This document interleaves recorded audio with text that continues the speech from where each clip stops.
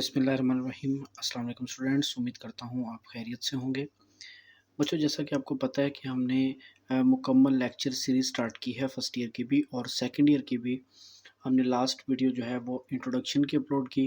First chapter के function and limits वाला chapter जो है उसके इंट्रोडक्शन करवाया और इंट्रोडक्शन में कुछ चीज़ें जो हैं वो रह गई थी, तो वो मैंने मुनासिब समझा कि वो इस वीडियो में भी आपके साथ ज़रूर शेयर करूँ। बच्चों, हमारा मकसद बेसिकली ये है कि आपकी थ्योरी को क्वेश्चंस के साथ साथ थ्योरी को भी स्ट्रॉन्ग बनाया जाए।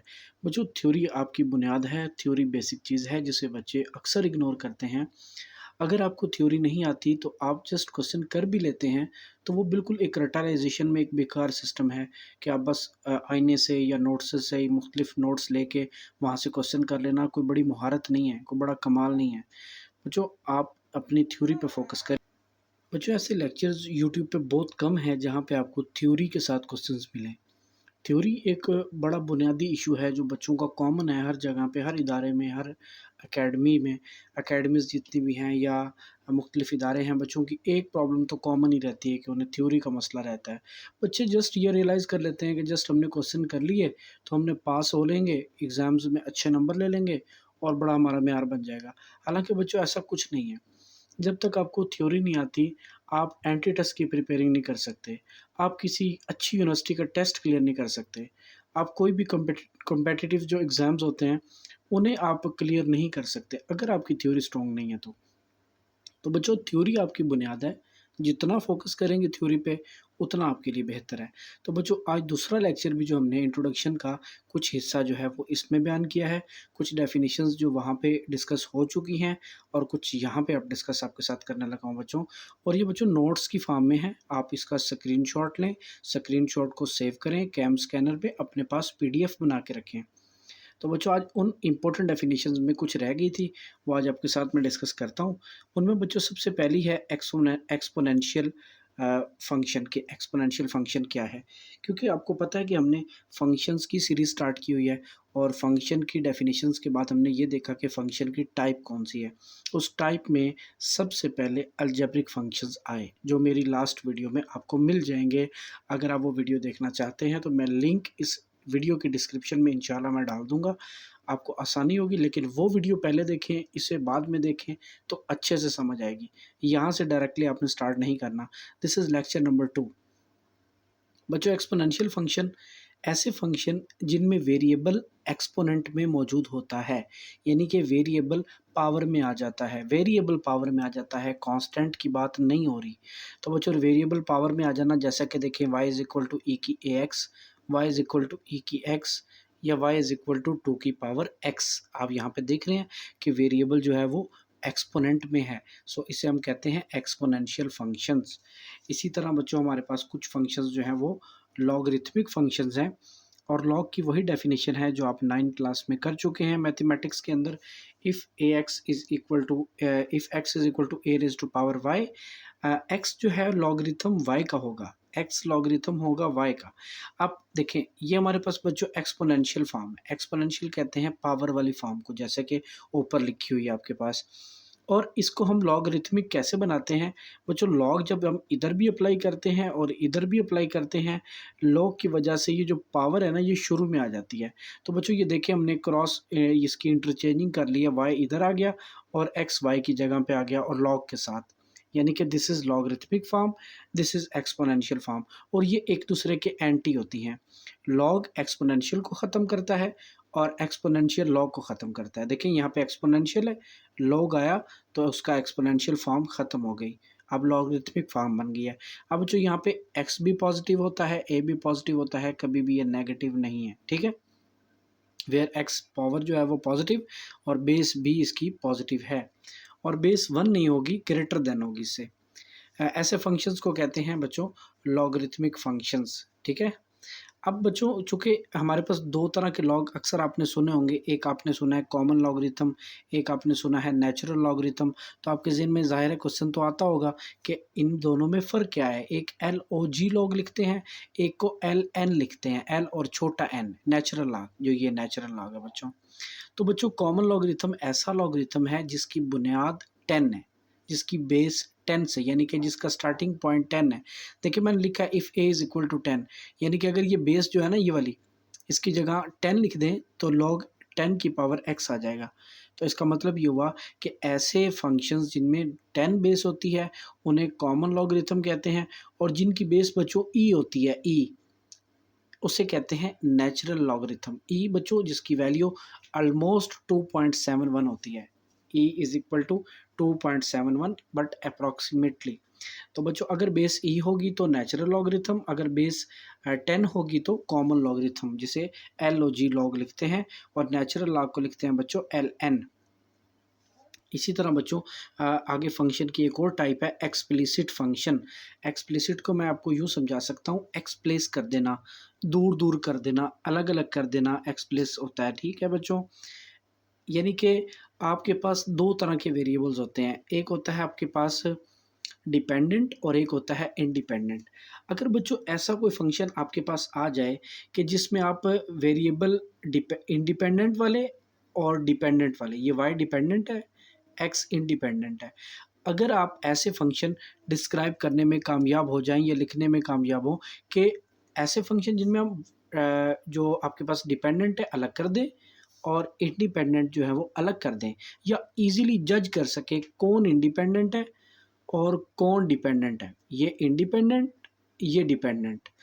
अब ये अगर डिसाइड हम कर पाएँ तो ऐसे फंक्शन बच्चों एक्सप्लिसिट फंक्शन होते हैं, और मोस्टली क्वेश्चन आपको एक्सप्लिसिट ही दिए जाते हैं आपके सब्जेक्ट के अंदर, मैथमेटिक्स के अंदर।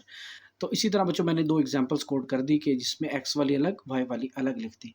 इन प्लेस का मतलब होता है बच्चों मिक्स कर देना, अचार बना देना, यानी कि इकट्ठा कर देना, कि ऐसे फंक्शन जिनमें हम डिपेंडेंट और इंडिपेंडेंट वेरिएबल को इजीली एक्सप्रेस नहीं कर सकते, उन्हें कहते हैं इम्प्लिसिट मिक्स फंक्शंस जो होते हैं। अब यहाँ पे देखें x y square to x y plus 4 equal to 0। अब ना ये बता सकते हैं कि एक्स डिपेंडेंट है, एक्स इंडिपेंडेंट है, ना वाई डिपेंडेंट है, वाई इंडिपेंडेंट, यानी कि हम डिसाइड नहीं कर पा रहे कि कौन डिपेंडेंट है और कौन इंडिपेंडेंट है, क्योंकि मिक्स हो गए हैं या चार बन गया है। ऐसे फंक्शंस बच्चों इम्प्लिसिट फंक्शंस कहलाते हैं। इसी तरह बच्चों हमारे पास कुछ हैं पैरामीट्रिक फंक्शंस। ये बहुत इंपॉर्टेंट बात है बच्चों कि what are the parametric functions. तो बच्चों पैरामीट्रिक फंक्शंस ऐसे फंक्शंस होते हैं जो दो फंक्शंस के अलावा किसी तीसरे पे डिपेंड करते हैं, यानी कि those functions depend on any third variable T और थीटा, यानी किसी तीसरी चीज़ पे डिपेंड कर रहे हैं। अब मैं एग्जांपल देता हूँ कि x is equal to a cos theta, y is equal to b sine theta. अब बच्चों यहाँ पे a तो कांस्टेंट है, बी भी कांस्टेंट है, ये मैटर नहीं कर रहे, लेकिन थीटा एक वेरिएबल है, चेंज होता है, कभी कुछ पुट करते हैं, कभी आप 90 पुट करते हैं, कभी 60, कभी 120 etc। एक्स भी वेरिएबल है, वाई भी वेरिएबल है, यहाँ पे थीटा फिर वेरिएबल है।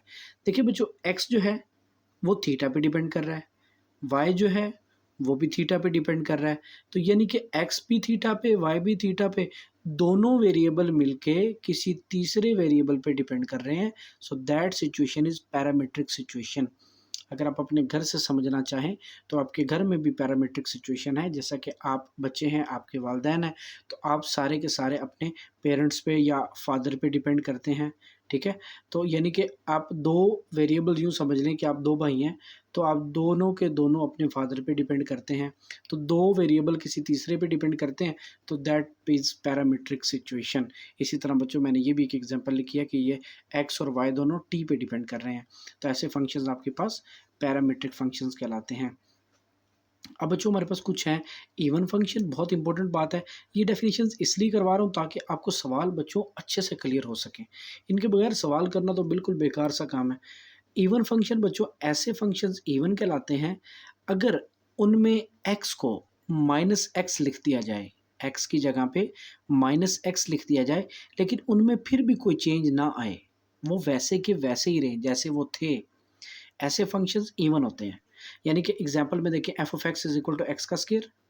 अब यहाँ बच्चों मैंने x की जगह लिख दिया माइनस एक्स, इधर भी x की जगह लिख दिया माइनस एक्स, लेकिन माइनस एक्स लगाने से भी जो स्क्वायर है वो इसको पॉजिटिव कर देगा और एक्स स्क्वायर आ जाएगा, यानी कि ओरिजिनल फंक्शन दोबारा अटेन हो जाएगा। कि आपने इसमें खलल डालना चाहे, अपनी इसमें रुकावट डालनी चाहिए फंक्शन में, लेकिन फंक्शन ने कहा नहीं भाई मैं अपनी जगह पे कायम हूँ, मैं चेंज नहीं होने वाला, तो फंक्शन वैसा का वैसा ही रहा है। सो फंक्शन बच्चों इवन फंक्शन है। कॉज फंक्शन भी इवन है, जैसा कि आप फर्स्ट ईयर में पढ़ चुके हैं कि cause is even function and sin is odd and tan also odd function। अगर यहाँ पे x होता ना माइनस, तो वो खुद ब खुद cos उसको प्लस कर देता है बच्चों।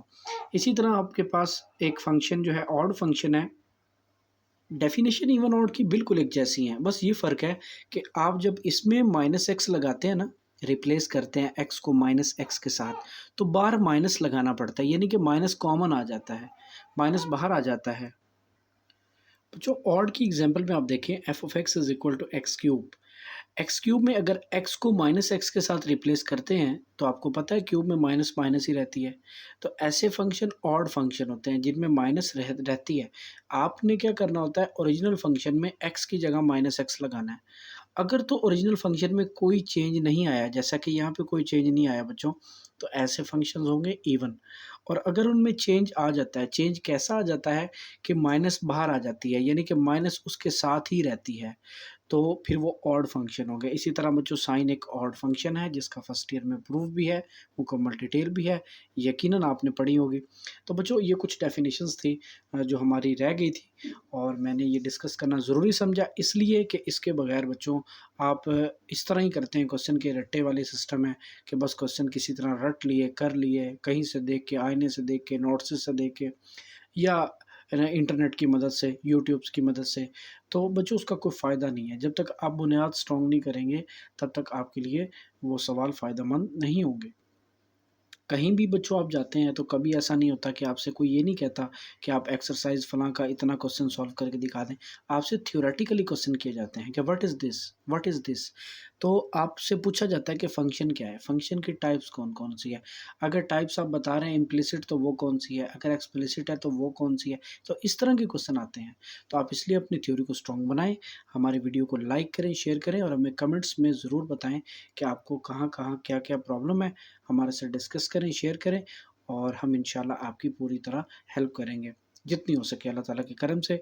बाकी अभी तक के लिए इतना ही, मिलते हैं अगली वीडियो में इंशाल्लाह। अल्लाह हाफ़िज़।